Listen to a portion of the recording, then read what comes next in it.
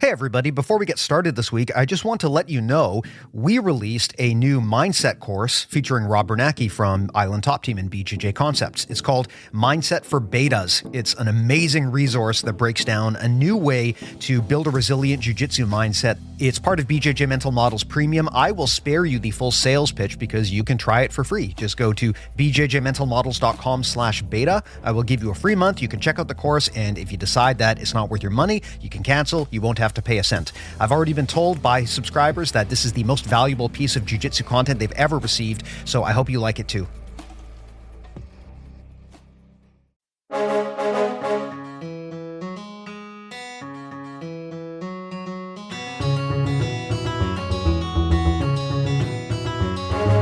Hey, welcome to BJJ Mental Models, episode 371.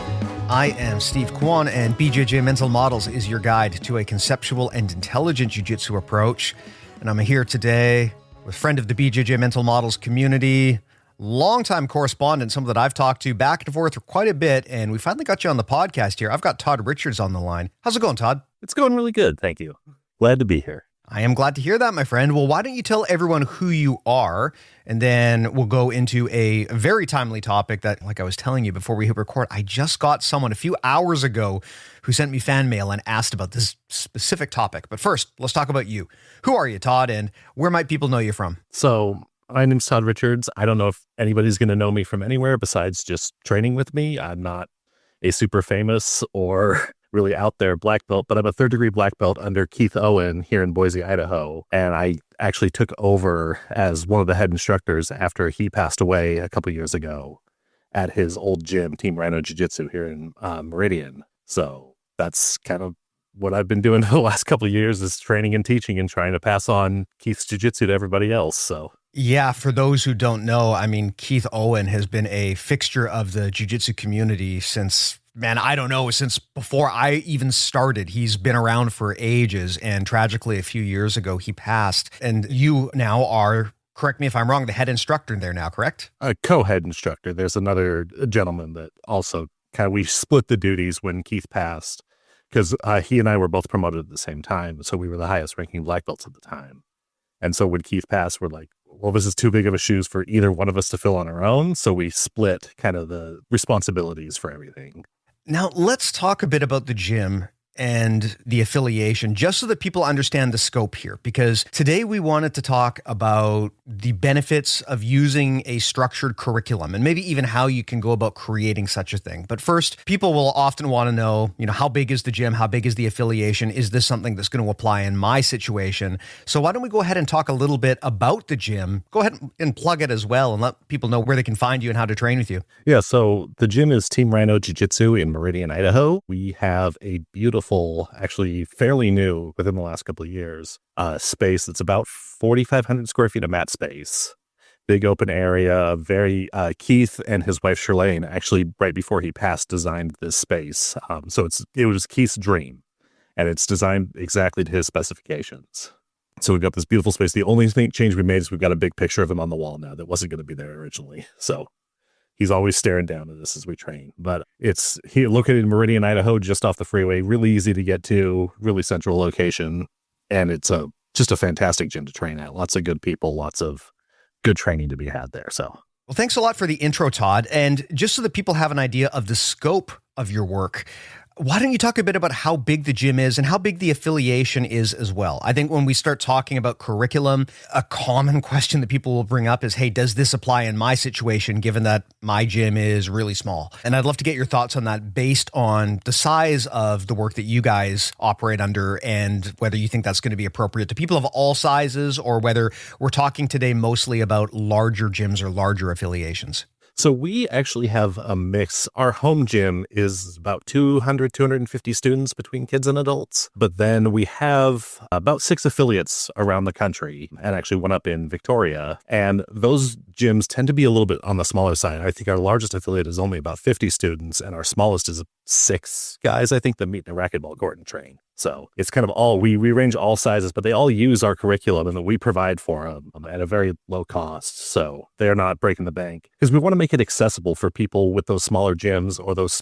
little clubs that they put together can access our curriculum and learn and train from it. We also offer what we call ground control certified. So if you have a stand-up martial arts school, karate, taekwondo, kempo, one of those things, and want to incorporate some grappling, we offer that as a supplement for your stand-up martial art as well, where you can access some of our curriculum and train that for your students as well. So we have kind of a little bit of a mix of both. Right.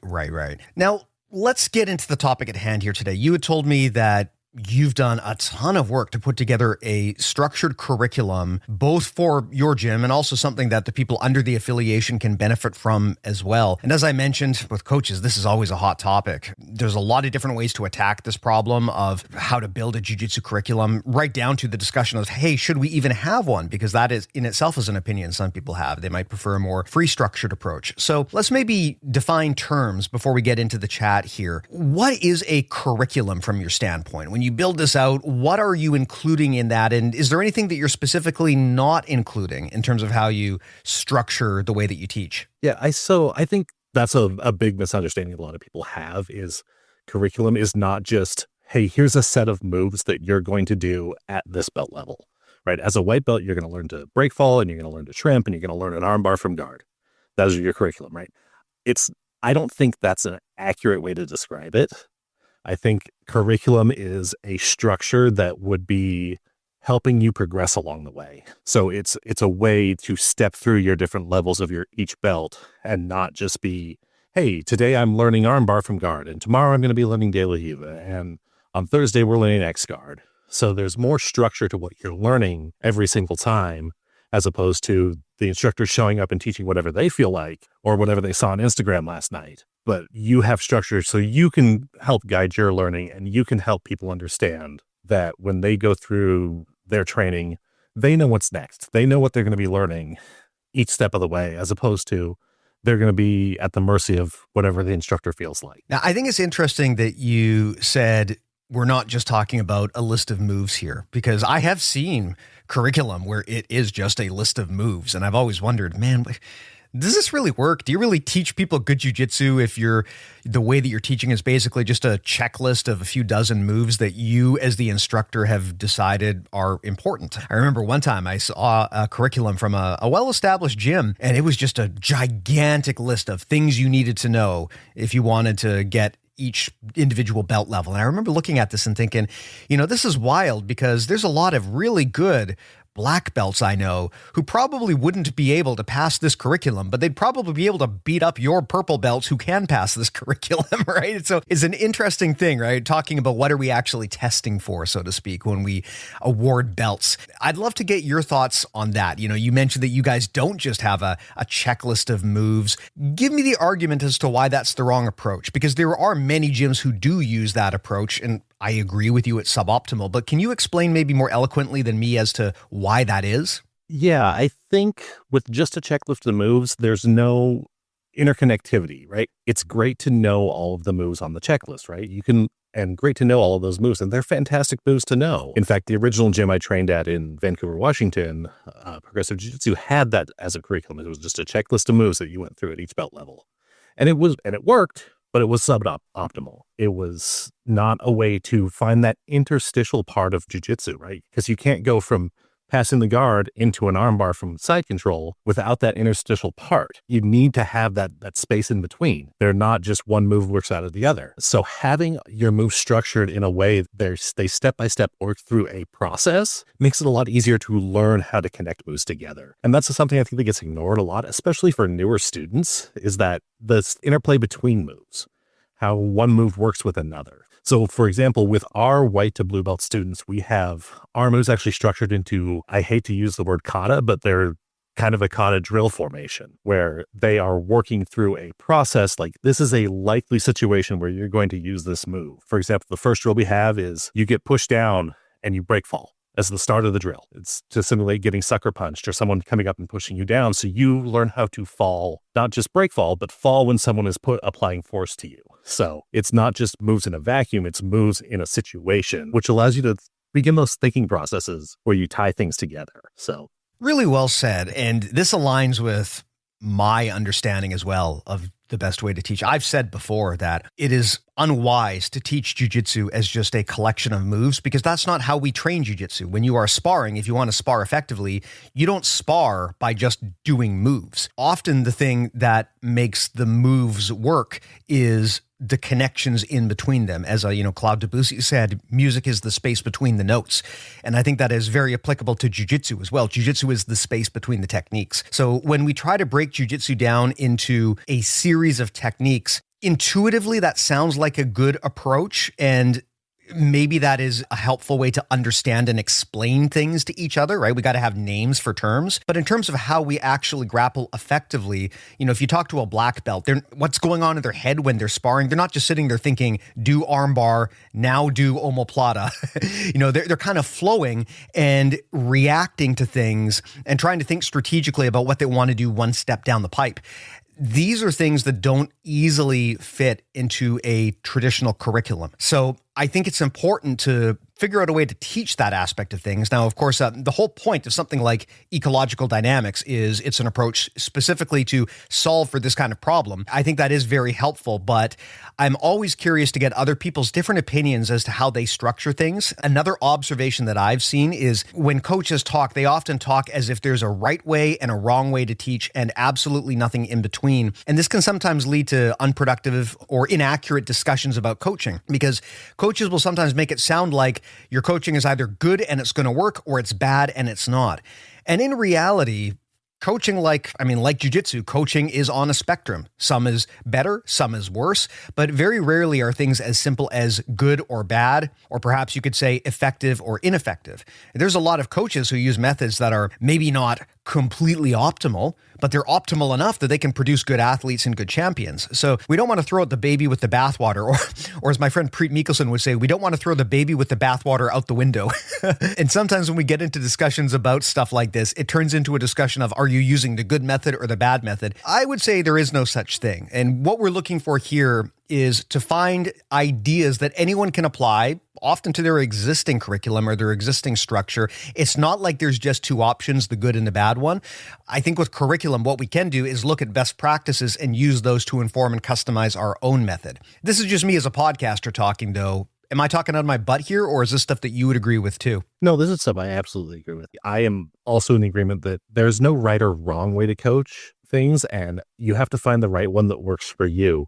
We often joke that we are the school for accountants and engineers because we've structured everything that way.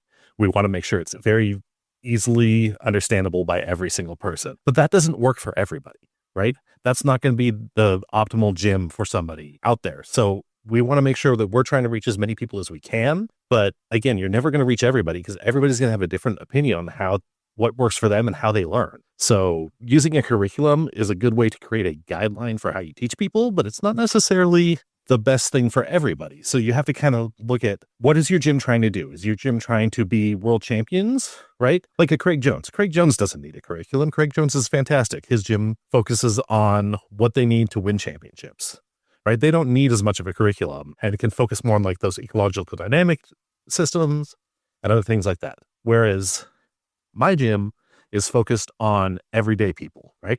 People with jobs, accountants and engineers, people that work 9 to 5 and then come and train, or people that have families and things like that. They can't train 6 hours a day every day. So we want to give them a structure so they know what they're working on. They know what they can do and what class is for that day. So they're getting the most out of their time on the mat. So what does the difference look like in those situations? Because I would hear something like this and I might think to myself, well, isn't good coaching just good coaching and that's it? Why would there be a difference in how we teach for a casual hobbyist versus a full-time pro? What are your thoughts on that? Is there something specifically that you do to address that clientele that you've described? Yeah, so we have a ton of documentation. Whereas a full-time pro, they can take the time to break down a move and go through it and go through it and go through it and drill it 700 times in a day. A casual hobbyist that's training 2 days a week doesn't have that kind of time. And if they're going to do it, they're going to be a white belt for 17 years. And people are going to be wondering why they're not good at jiu-jitsu. So we have tons of documentation. So our initial curriculum was actually not developed by me. Keith, before he passed, started this project back in like 2016, 2017. And so when we initially built our curriculum, we started at white belt to blue belt. looked at what we needed, and then we built our curriculum around what was needed for those people. We also made videos for each thing that we do. So we have a library of videos that our students can study on and off the mat.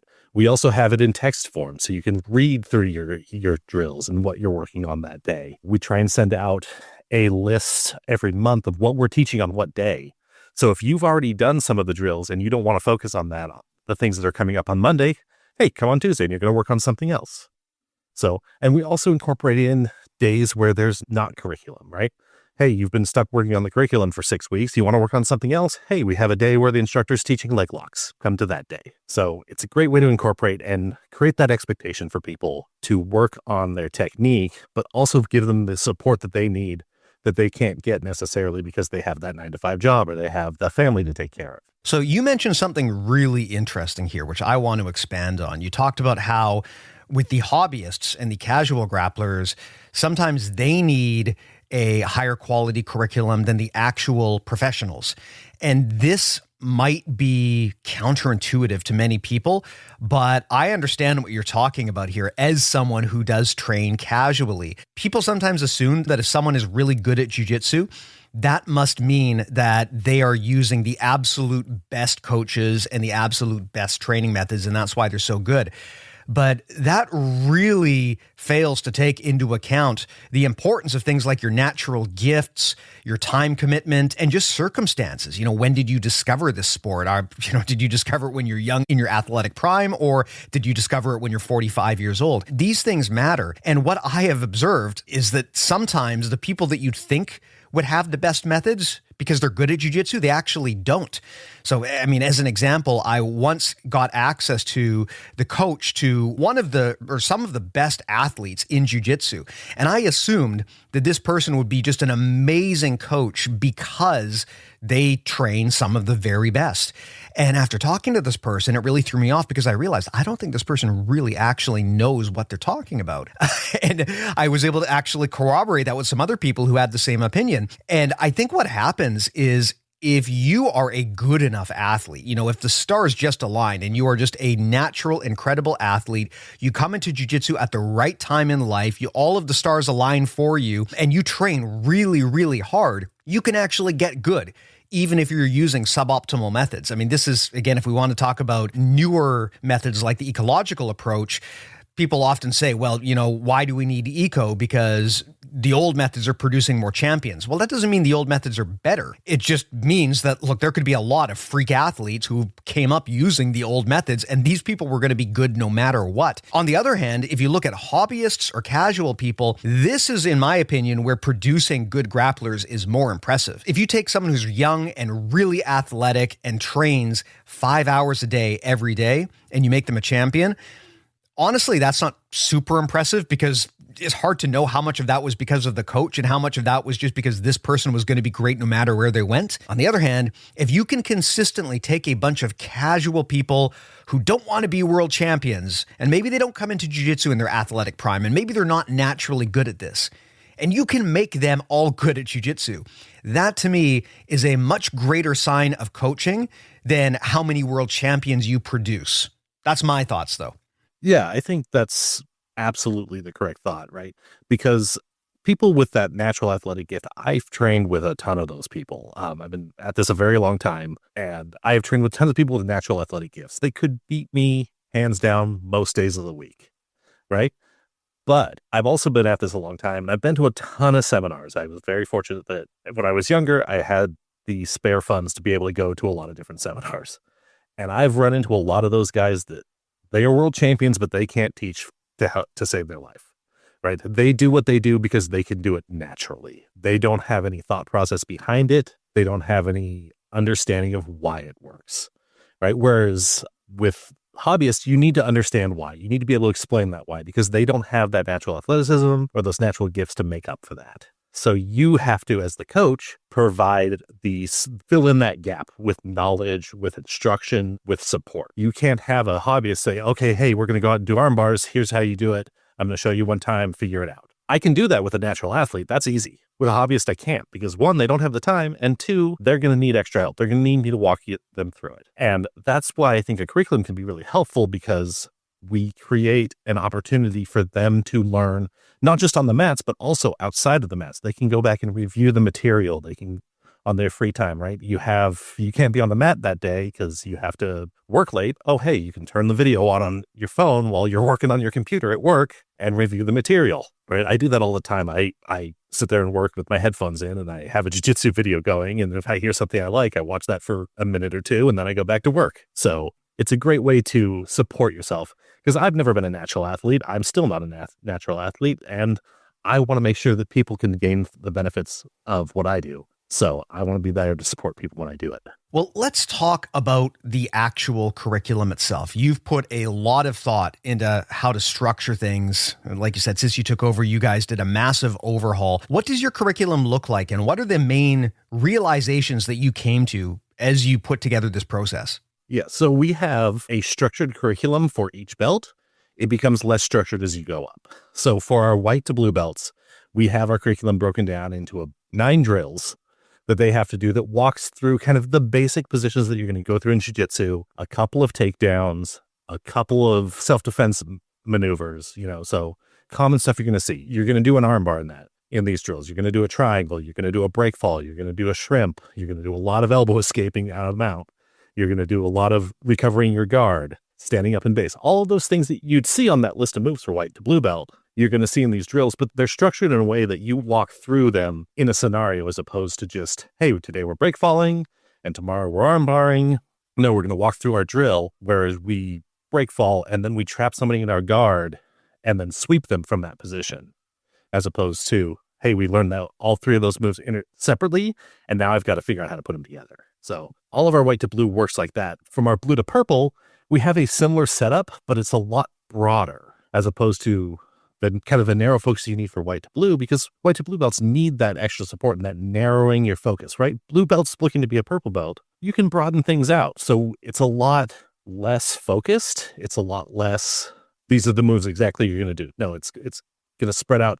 Here's some options to do things from like De La Hiva and open guard, spider guard. Here's some combination moves as you move. Hey, your armbar fails, and now we're going to move on to a secondary move, a choke or something like that. And so that is our white to blue, blue to purple kind of.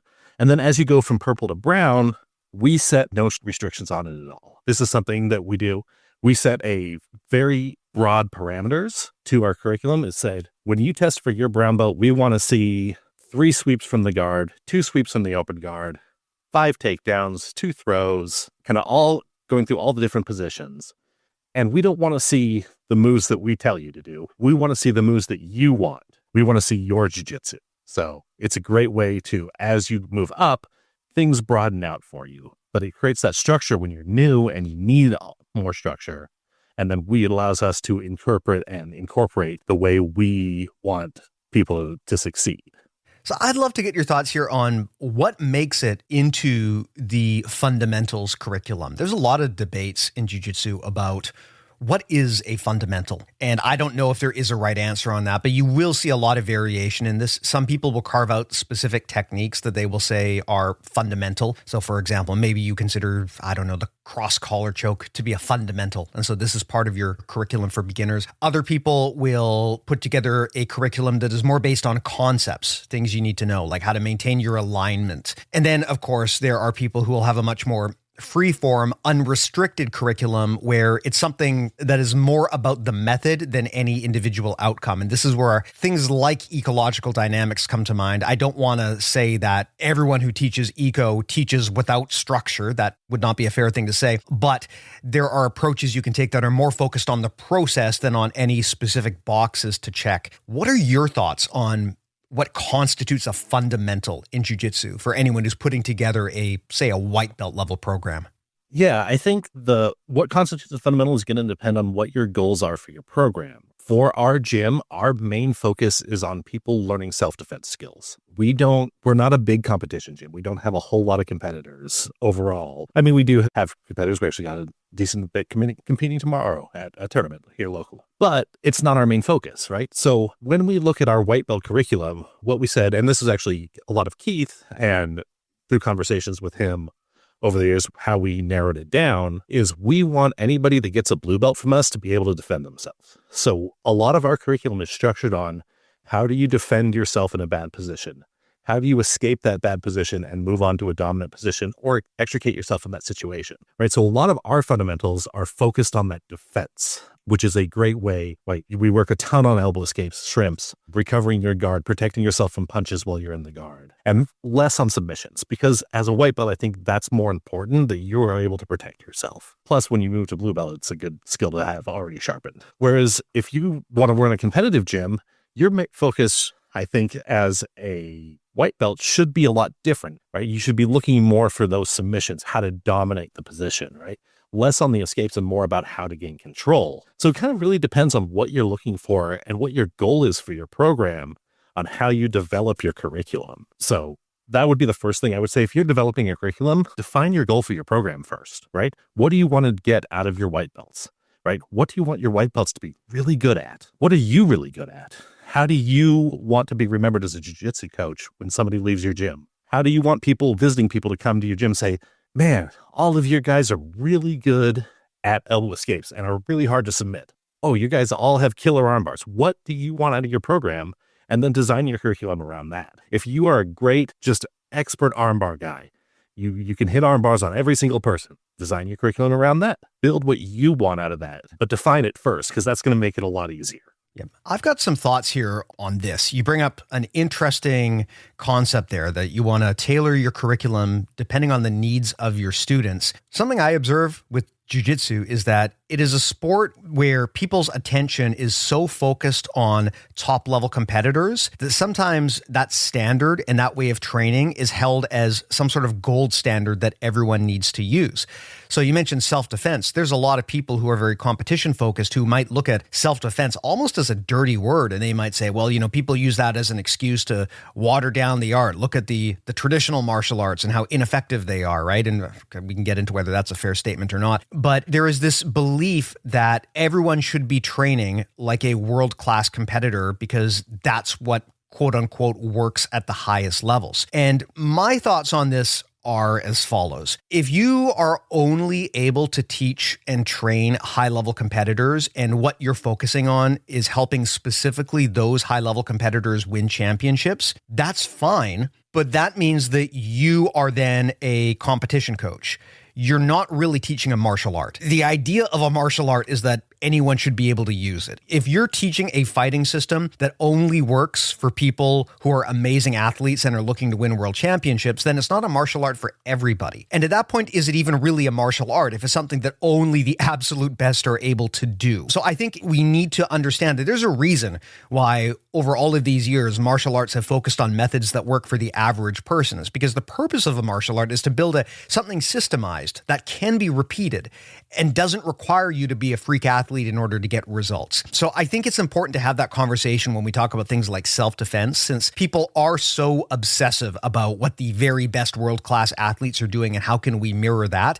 I mean, we should absolutely look to those world-class athletes for cues and for lessons that we can then deploy to general masses, but we also have to bear in mind that the general masses are not high-level athletes. I have been to gyms before where they teach techniques that they'll say, like, this is what the absolute high-level athletes are doing, and they'll teach something that's like a backflip to get out of the guard or get off the bottom. And, maybe that is something that very high-level athletes can do, but the regular person is not going to do those techniques. I think this matters because in order for a martial art to really be effective as a martial art, it has to be repeatable and something that works for most people, not just for the absolute very, very best athletes. And many of the techniques and strategies that get taught at those competition gyms, they just could not be done by average people. They require a high level of athleticism to complete. So I think that is an important distinction to make when we talk about what is a martial art and who are we actually teaching for. Like you said, it does differ if you are a competition coach where you really are focused on the people who are the very best versus if you are a martial arts instructor and you're trying to bring this sport to the broader masses. Yeah, I absolutely agree with that because I do think jiu-jitsu tends to focus on those really high-level athletes. But the problem with that, at least in my opinion, is that those athletes are 0.5% of all jiu-jitsu practitioners. There's not a lot of them. It's the same 100 or so guys at the top level tournaments all the time. All those top competitions are all the same guys. So it's pretty easy to pick out who they are. Whereas I'm not one of those guys. Most of the people I know aren't those guys. So in my opinion, jiu-jitsu does have that problem where we focus so much on those top level guys. The problem is those guys are 0.5% of all jiu-jitsu practitioners. There's about the same 100 guys at the top level competition. All the different competitions are all the same guys over and over and over. You get used to seeing them. You get to know their systems, which is great for those guys because they get to sell their instructional on that system. But a regular guy coming in off the street, that's not a helpful system for them. They need to know things more basically, right? I can't teach them how to do Gordon Ryan's system of passing the guard and taking the back because they don't know how to do that. That is a thing for upper belts. I need to be able to teach them how to keep their elbows in when they're on the bottom, and having that as a much more accessible thing as opposed to focusing on what are the high level guys doing. No, we don't need to focus on what the high level guys do. We need to focus on what works. What's a martial art? How do we protect ourselves, right? How do you protect yourself if you get knocked down outside in the snow? The most effective tool I've ever used for martial arts is the break fall because it gets cold here and it gets icy and I slip and fall during the winter. And I learn how to break fall and I don't get hurt. It's the best tool I've ever used. So when we're grappling, we want to focus on what works the best for the most amount of people, right? A cartwheel pass looks really cool, and it's great when you do a cartwheel pass. But can everybody do a cartwheel pass? No. But everybody can shrimp. Everybody can keep their elbows in when they're on the bottom. Everybody can work on basic things like a basic guard pass, like a kneecap pass. So focusing on what works for more people is a great way to bring people in, great way to support people as they go through their journey, right? And if later when they want to work, when they get a little more freedom, when they get a little more experience, if they want to work on things like the cartwheel pass or worm guard or whatever they want to work on, yeah, go for it. Learn whatever you want to learn.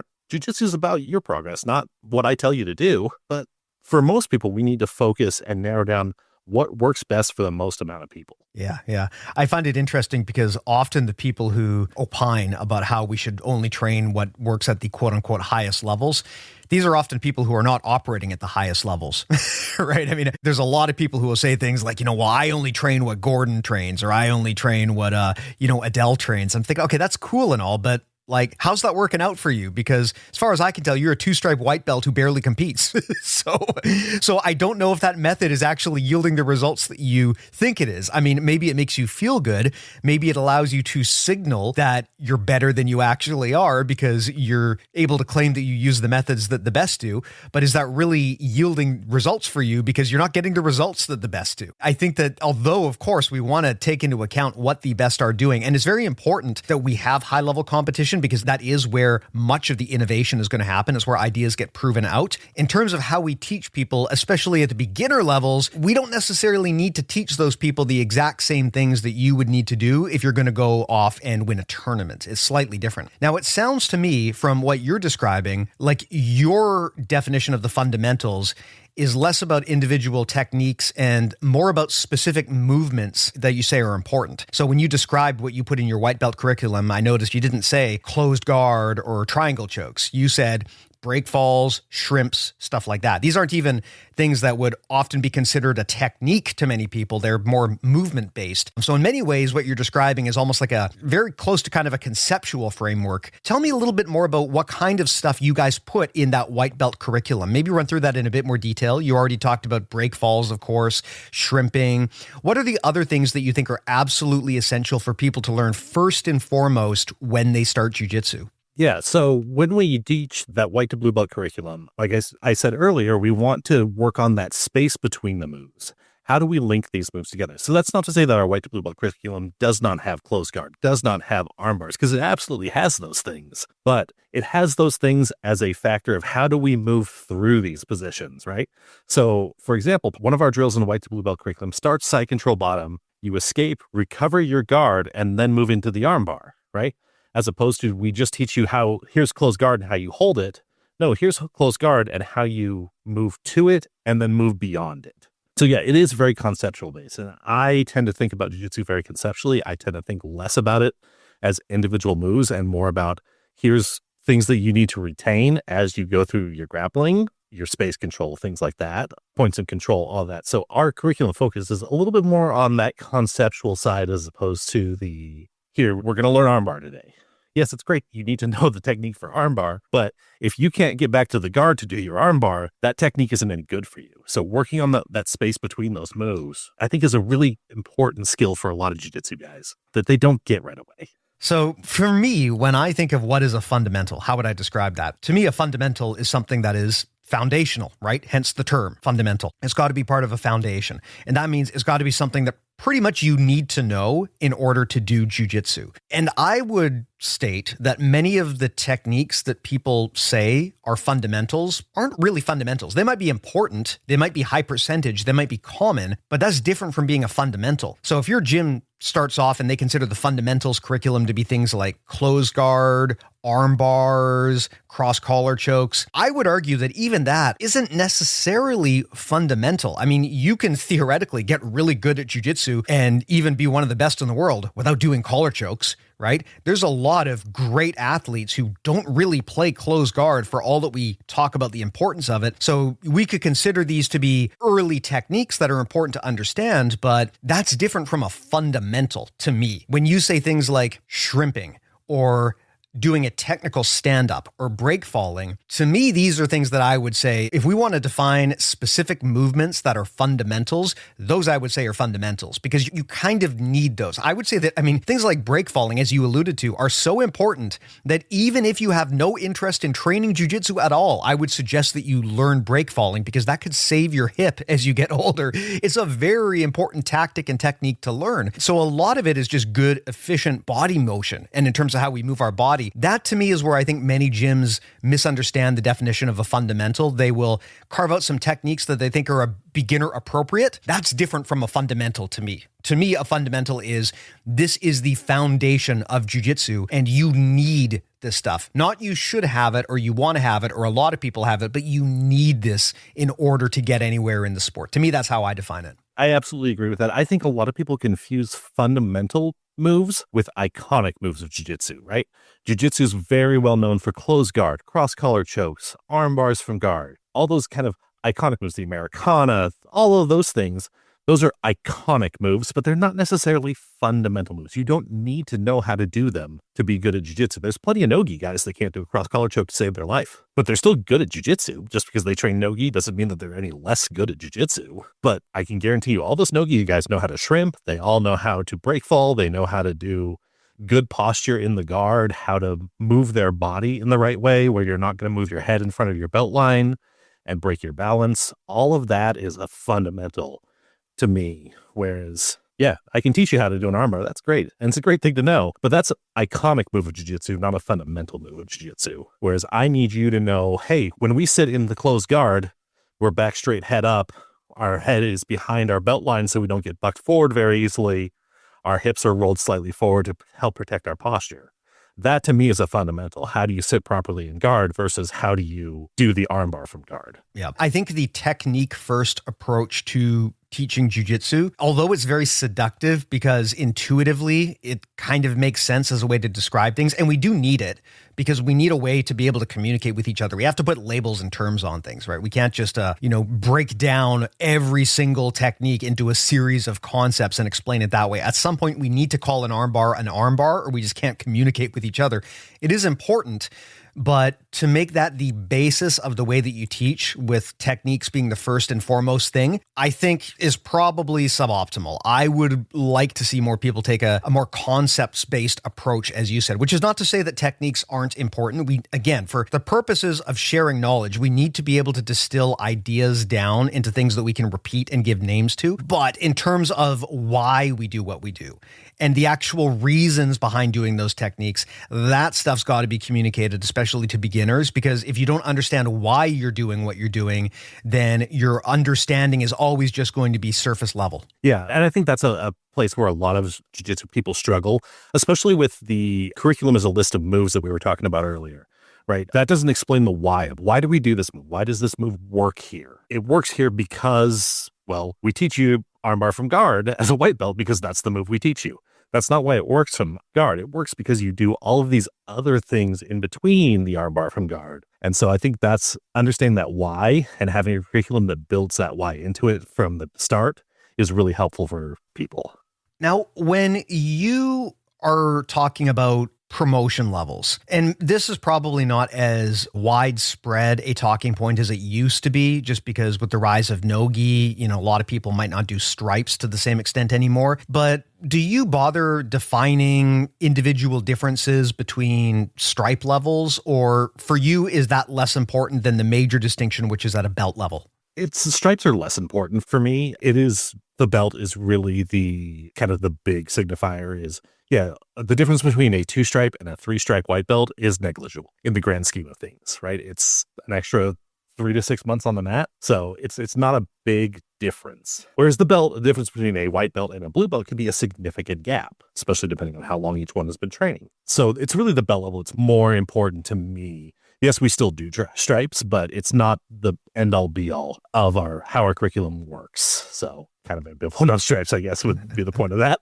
So to you, what would be the difference between, say, a 3-stripe and a 4-stripe white belt, if you had to enunciate it? And I agree with you that I think it doesn't really make sense to obsess over these things. But if someone asked you, if someone was like a 3-stripe white belt and they came to you and said, what can I do to get that next promotion? How do you explain or articulate the difference between those very minor levels? So for me, the difference between a 3-stripe and a 4-stripe white belt, a 3-stripe white belt has learned all of those fundamentals that we've been talking about.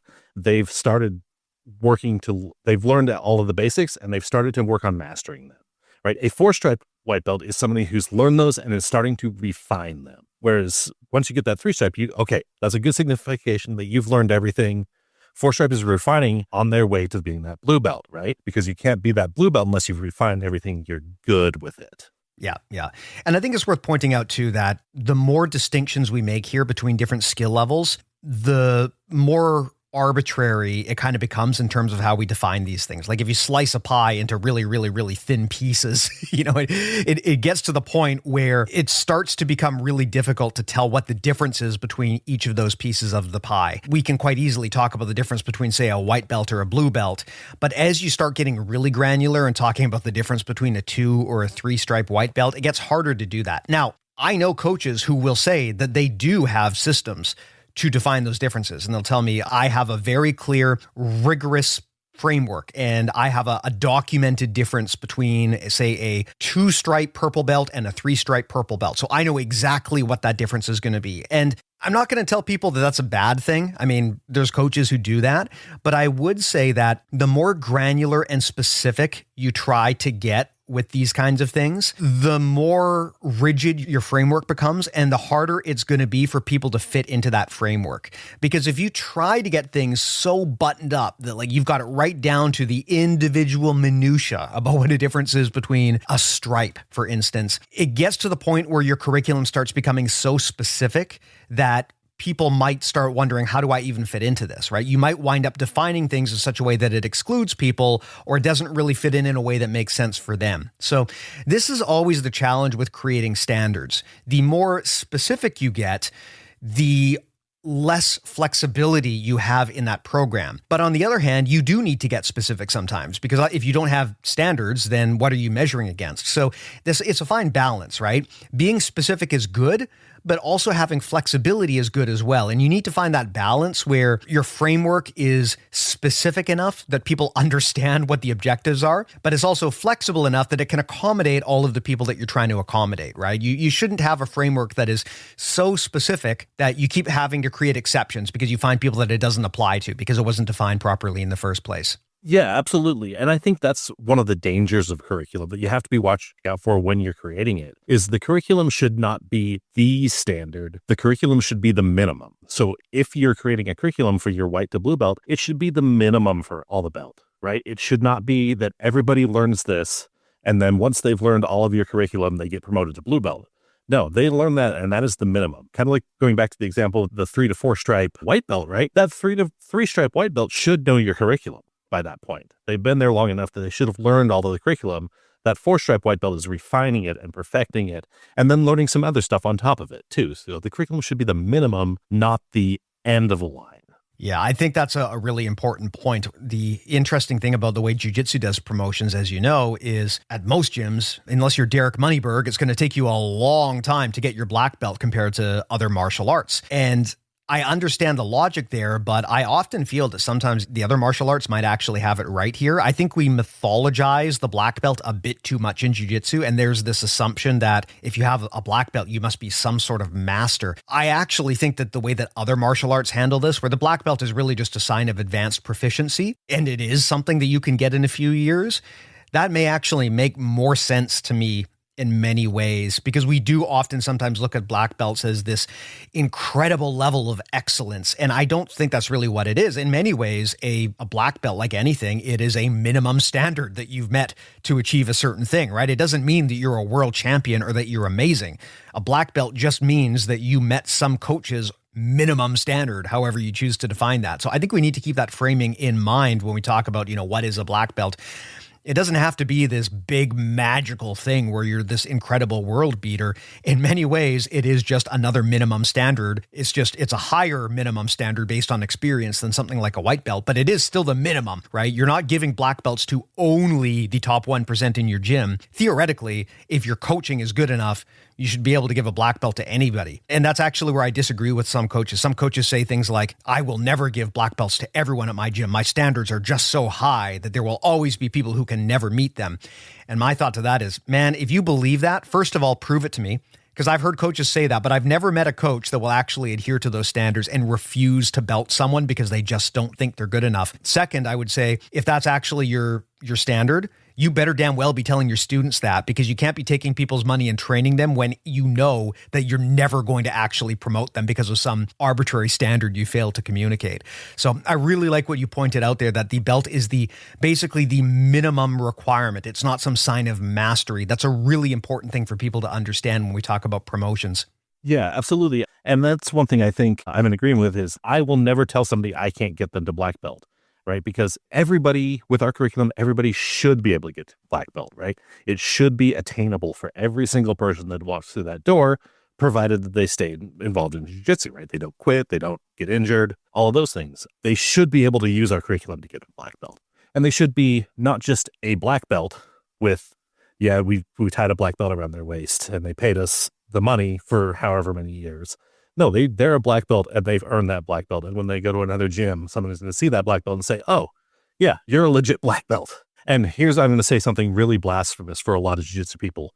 We test for every belt. Every single person that comes to our gym tests for every belt. And it is to make sure that you know that every single person has met that minimum standard. If you see somebody with a blue belt, you know they've met the same minimum standard that you have if you're a blue belt. Or they are a purple belt, they've met that same minimum standard. So, and as all of the black belts in our gym, we discuss like, hey, okay, this person's getting close to ready to test. What do they need to work on? And we try and give them active feedback. So we're assisting their journey. So when they go to test, there's no issues, right? I don't want to fail anybody on a test. That makes nobody feel good. Yes, I've had to do that in the past. It's not a great situation for anybody. I want to make sure that the test is really more just a demonstration of how cool you are. Yeah, technically it's a test, quote unquote, but it's really about making you look good in front of your friends and family more than anything else. So like you said, kind of a controversial thing because a lot of people are very against testing in jiu-jitsu. What exactly do you test for, right? Because again, this is where you have to be careful. If you're testing that people know specific techniques, which is how a lot of coaches do this, I think there can be problems with that approach because first of all, you wind up measuring the wrong thing because as we talked about, knowing how to do a technique in a demo is very different from knowing how to grapple effectively.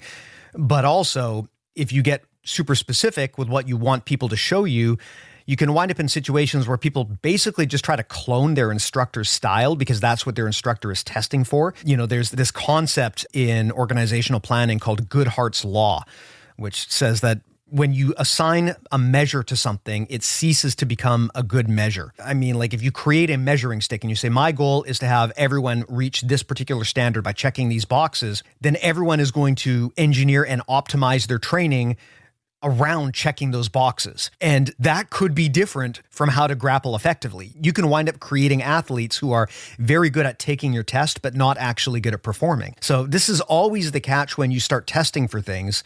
Not to say we shouldn't test, but just that we have to be very intentional with how we test, lest we wind up testing the wrong thing and steering people's behavior in the wrong direction.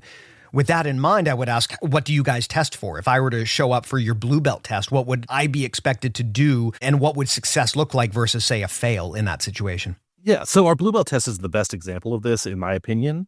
Our blue belt test is difficult because we are going to exercise you first. You are going to work out until you are tired. And we do this for a very specific reason. And this is actually goes back to, this is how Keith ran the blue belt test, and we're holding up his standard. So we exercise everybody before they test for that blue belt. So they are tired. They are gasping for air, not to the point where we're making them puke or anything, but we want them tired because then we walk through all of the drills that we taught them at white belt. Because if you can do those drills when you're tired, when you're exhausted, when you're starting to get that brain fog going on, then you truly know those drills, right? You're not just replicating something that you learned in the last 2 months when you were getting ready to test. No, you actually know that because you're forced to use that knowledge in a situation where you're being taxed, right? You're not fresh, happy, ready to go. Okay, I'm going to demonstrate my arm bar and my triangle and my guard pass. No, you're in a situation where you're tired, you're trying to catch your breath, and someone comes, pushes you, and then is trying to hit you. That's a different situation, right? You have to be ready for that. You have to know how to do the drill and react in the drill as opposed to just doing the moves when you're nice and fresh and happy. So is it mostly the same drills then, just under a higher level of stress, or are you testing other things? Because I presume, and you tell me if I'm wrong, when we're talking about white belts, we're probably testing those basic movements we talked about earlier, like break falls and shrimping. Am I correct in that? Yes, and all of those are incorporated in those drills. And so they're doing the same drills that they learned all through their white belt. It's just under a higher stress environment. And we've already, like I mentioned before, we've talked about this. We've gone through and we have checked off like, hey, they're grappling at a new blue belt level. All of those boxes have been checked before they even step out to test day. So we're not just saying, oh, hey, you're ready to go on this. No, we've checked the boxes beforehand, but we want to make sure they can do those drills in a stressed environment. I like the way that you describe this, where you're not outlining that someone must be able to do so many burpees specifically, but rather you're saying our goal is to test you under pressure at blue belt level. I like that because a challenge I see with many people's thinking in jiu-jitsu is it's very ableist, right? They look at things through the lens of what a young athlete in their prime should be able to do. And my question is always, okay, would you be able to pass through your system someone who is disabled? Or maybe they come into the sport older in life. Would they be able to meet your requirements? Because I think if your requirements can only be met by an able-bodied 20-year-old, then there's something wrong with the way that you're teaching jiu-jitsu. So I like how you're specifically saying we're just getting them tired, because that's relative to the individual, right? That's different from saying to someone, like, you've got to be able to do 50 burpees. Because the problem with that approach is, yeah, that might work, again, for an able-bodied young person. But like if someone walks into your gym and they have a disability, if they're missing an arm, are you saying that you will never promote them because of that, right? Because they can't do the burpees? I think that's unfair. So the nice thing about your approach here is that tiredness is relative to the person. Anyone can get tired, regardless of their age or the status of their health. Anyone can get tired to some degree. That's a very personal thing. And it's less about, what are they physically doing and more about how do they operate under stress, which is really, like you said, the thing we're trying to teach people if we want to teach self-defense. Yeah. And that's the thing too, is it's not, we're going to work you all the same exercise. Everybody's going to do the same thing. No, we're going to work you to what tired for you is. We had a guy that came through, and I believe when he was 62, 63, when he tested for his blue belt. So his tired is different than the guy that's 20 testing for his blue belt, right? We're not going to make him work as hard as the 20-year-old. We're going to do things that work for him. There's 2 exercises that are mandatory in our exercise list for testing for white to blue. And that's shrimping, because it's a skill everybody needs to know. And then what Keith called devil squats, where you bring your feet together and you do a squat and jump and bring your feet apart and do a squat, because Keith loved those and we got to keep his flair in it. So those are the only 2 required things. That's actually similar to how I stand up and guard, so I like it. Now, as we move up to the higher belts, now you talked about how the farther up the ladder you get, the less rigid the promotion structure is. And I agree with that approach. We want to encourage people to start branching out and self-actualizing and developing their own game as they get more experienced. So I think it's a good thing that the restrictions start to come off as you go up the ladder, because you don't want people to just copy the coach's game and curriculum exactly. By the time they get to, brown belt, they should be really branching out on their own and making jiu-jitsu what they want it to be for them, not just following their coach anymore. The challenge with this, though, is it makes it hard to test, right? I mean, how do you test someone for a brown belt or a black belt if mostly you're testing them to some amorphous idea and not a specific standard? So how does that change? Like when you get up to purple belt, for instance, how would you test that person differently from someone who is blue belt? How do the standards vary for that next level up? So the analogy I like to think about it with is we're taking the training wheels off the bicycle, right? So from blue to purple, we're still there teaching you. You still have drills. They're not as rigid as the drills from white to blue, and they're a little bit more focused on individual techniques, because at white to blue, you learn those concepts of how to string those techniques together. At blue to purple, you're learning those more techniques and giving you more variety to your game, right? So yes, you are still in a training area, but it's the difference between the dad holding the back of the bike seat as you learn to ride on two wheels versus training wheels. Then from purple to brown, I don't necessarily have a specific curriculum for you to test. What we do is we set a very loose set of guidelines where you have to do certain numbers of moves from certain positions, right? Kind of your iconic positions, guard, half guard, mount, back mount, all of those fun stuff. We set 2 or 3 moves from each position, sweeps, arm bars, or not arm bars specifically, sweeps, submissions. And then I say, hey, you take this and you figure it out. I want to see your jiu-jitsu. I don't need you to replicate what I do, because what I do is my jiu-jitsu. I know it. I know it very well. I want to see what you do. Show me your jiu-jitsu. Don't show me my jiu-jitsu. Show me yours. And it's a great way for them to think about, okay, what do I do? How do I actually go about my grappling? And it's a great exercise for a lot of people that are getting to that brown belt level where they have to break down their own game. They have to understand what they do. It forces them to, instead of just acting on instinct, to think about what they did. And then for our black belt test is a little bit different because we are a Pedro Sauer affiliate as well. We go with the Pedro Sauer test, which is the Gracie Master Text. The Elio Gracie Master Text. And as we like to say, it's an homage to Elio Gracie and what he wanted from jiu-jitsu. So that's a little bit different. That's more of a demonstration than it is an actual test. At that point, it sounds like it's almost more of a ritual for you guys than it is something you're actually measuring. Am I understanding correctly? Yes. Yeah. For black belt, it's definitely more of a, hey, we want your friends and family to come be amazed and to see you get that black belt, because that's the big thing for you. No one's going to go into that not ready for it. No one's going to be going in to get their black belt and we're not going to be sure that they have earned that black belt. Can you imagine someone shows up for the black belt test and, oh, sorry, buddy, you didn't make the cut?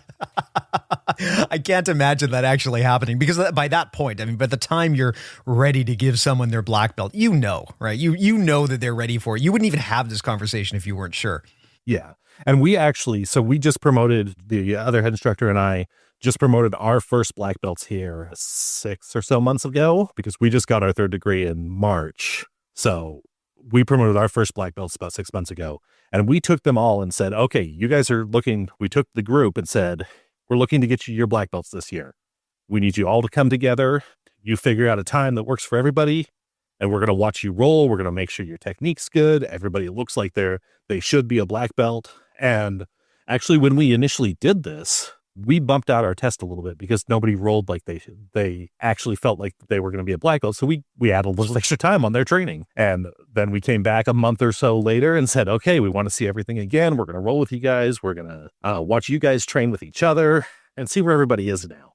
And that second time that we went around, everybody looked really good. And we set up the black belt test after that. But we wanted to make sure everybody was good to go. We're not letting anybody just wander into a black belt and get a black belt because they bought one on Amazon. No, we're making sure they're good to go. I've got one last question for you, and it's a bit of a tricky one. Now, earlier you talked about how the difference between some of the earlier belt ranks to the later ones is like taking off training wheels. And I understand this is an analogy and it's an imperfect analogy. So maybe my question is a bit of a stretch, but putting on my like ecological dynamics hat here, one thing that many coaches will say is, well, the thing about training wheels is they don't work, right? I mean, training wheels as a practice for teaching has been basically proven to be ineffective compared to something like a balance spike. Again, just forgive me here. I know this is a very tortured analogy, but the reason being that when you constrain someone by putting training wheels on, you're constraining the wrong variable, right? Ideally,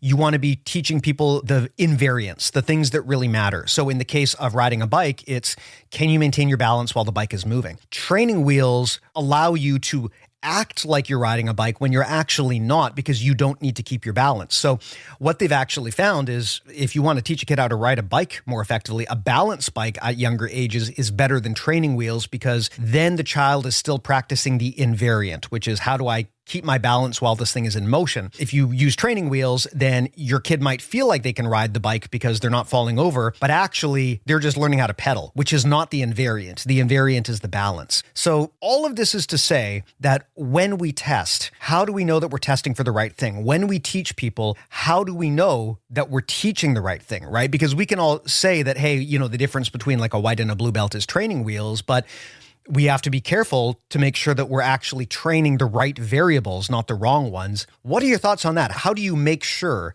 that when you're building this kind of curriculum, you're testing the invariants, the things that people really need to know versus the specifics? Because this can be a very difficult thing to distinguish sometimes.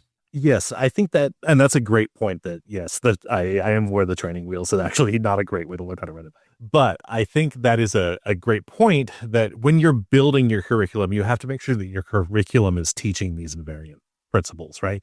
It can't just be the curriculum teaches you how to do X, Y, and Z. No, the curriculum needs to teach everything as a whole, or else it's not a good curriculum. It's only a partial curriculum, right? Going back to the thing we talked about at the beginning, the list of moves curriculum. That is a great partial curriculum. And that would be a great example, I think, of the training wheels where it teaches you some of riding the bike, right? Whereas I think our curriculum excels because it does teach that whole structure of the thing. So maybe it is more akin to a balance bike. Maybe I should change my metaphor as I talk about this, but it teaches that whole skill, that invariant skill. Again, I like to focus more conceptually. And I think our curriculum actually focuses on that while teaching people the skills that they need. So I think it goes back to when you design the curriculum. It's not necessarily what you do when you test. It's what you do as the instructor when you create the curriculum. Far more important than what you do when people go to test. Now, one more thing I just want to ask here, and I apologize for dragging this on, but I got a lot of questions here. The other thing I want to ask, you talked about how once you get to, black belt, for instance, a lot of this is less about, hey, do we need to make sure that you're actually at the right level? And more of it becomes about tradition and ritual and community. And there's interesting thoughts about this. I mean, of course, martial arts have been steeped with tradition, right? Heck, we even have the concept of a traditional martial art. However, there are people who will try to be very calculated in terms of how they think about jiu-jitsu. And they'll say, like, there's no room for any of that stuff.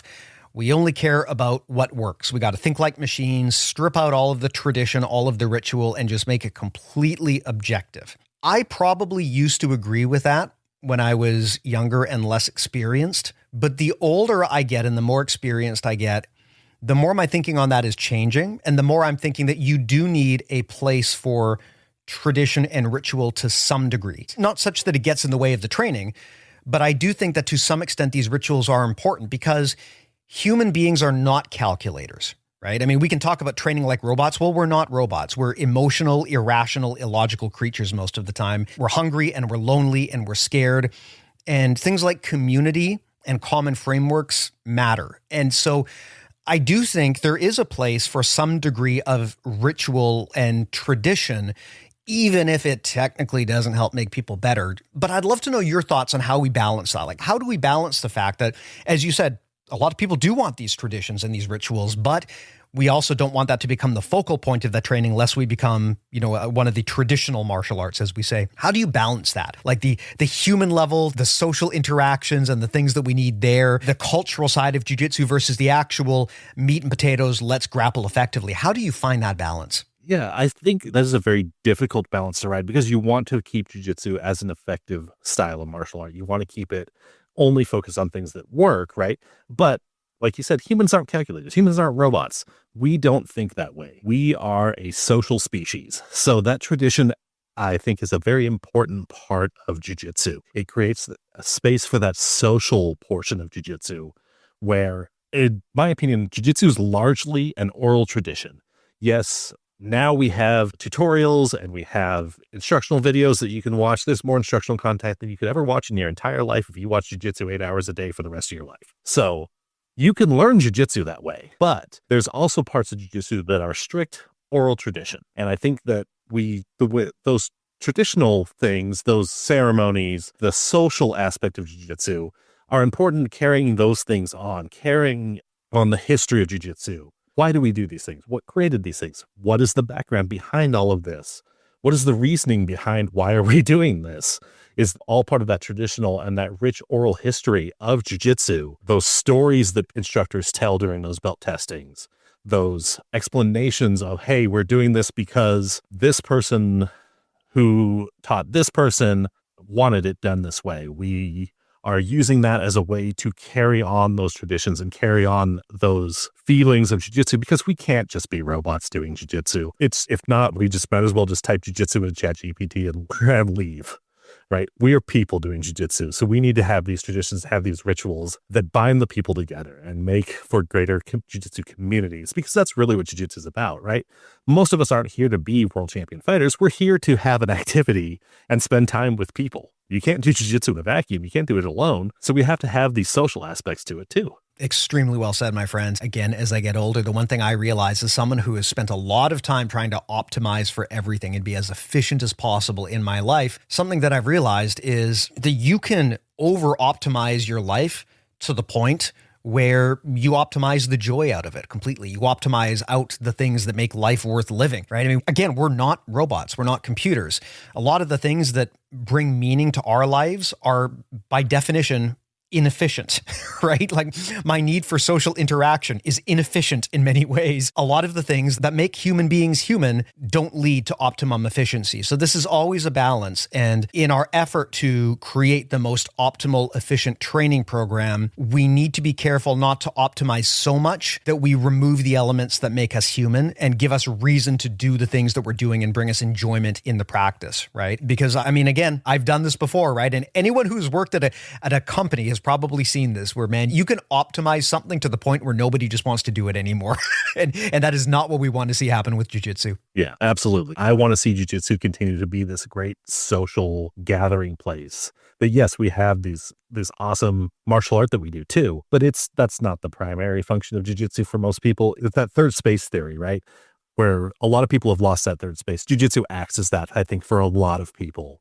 And that's really the function of jiu-jitsu, is bringing people together as opposed to just learning a martial art, right? I can watch instructionals all day long, but that doesn't get me a third place and get me people to interact with. So, well, Todd, I think this was ultra comprehensive. I really thank you for coming by and having this discussion with me. If people want to ask you questions or follow you, maybe they've got their own ideas about their own curriculum and they'd like to bounce it off you, or if they want to train at your gym or learn about it, how can they contact you or find out more about you? Yeah, so the best way to contact me is probably through my website. I have a website, flowframejujitsu.com, FLOWFRAME jiu-jitsu.com. And that's my website. You can contact me easily through there. It has my email and everything on there. It also has a number of my instructional content that I put out. It's mostly just short video clips that are easy to watch at 30 seconds. It has a lot of my writing about jiu-jitsu, because I like to take time to kind of write about different topics in jiu-jitsu. So it's a great way for people to kind of learn a little bit about my philosophy and about me.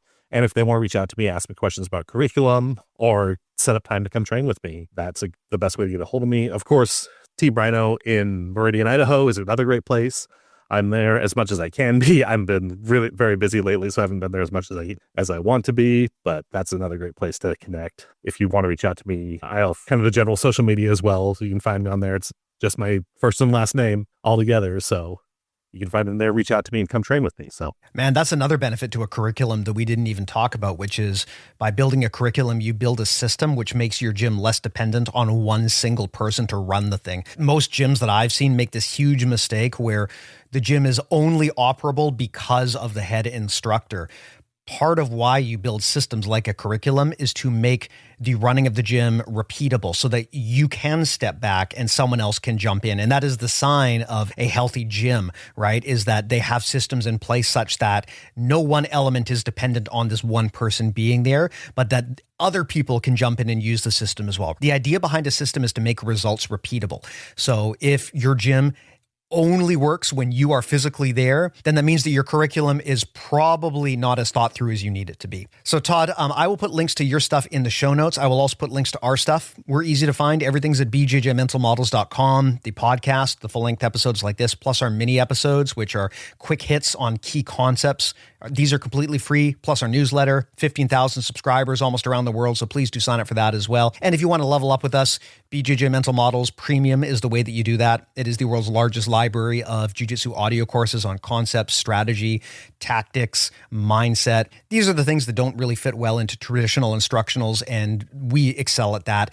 Man, if you want to talk about the oral traditions of jiu-jitsu, something that we've been experimenting with in 2025 and onward is creating content in an audio documentary format to try to educate people in ways that are new to jiu-jitsu and not used that often. So if you want to learn jiu-jitsu in a more broad spectrum approach, including the history of jiu-jitsu, learn more about how we got to where we are, not just how to grapple effectively, but also more about what this martial art is. We've got some great courses there that we're rolling out, which cover that in addition to actually improving your technique. So all of that is at bjjmentalmodels.com. Again, link in the show notes. And Todd, I will also put a link to your website and your gym there as well. But thank you so much for coming by. I really enjoyed this chat. Thank you. I really had a great time talking about kind of my maybe bizarre thoughts about jiu-jitsu, but I had a great time talking about it. So thank you for having me on here. Thanks to the listeners as well. It's always great to have people hang out with us here. It's nice to know that people are listening and getting value out of this. And hey, I mean, if anyone has ideas, I always want to hear, how can we make this show better? Are there any topics that we should cover or guests that you want to have on? You can always contact me. Again, that's on the website if you want to know how to do that. But thank you to everyone for listening. Appreciate you, and we'll talk to you soon.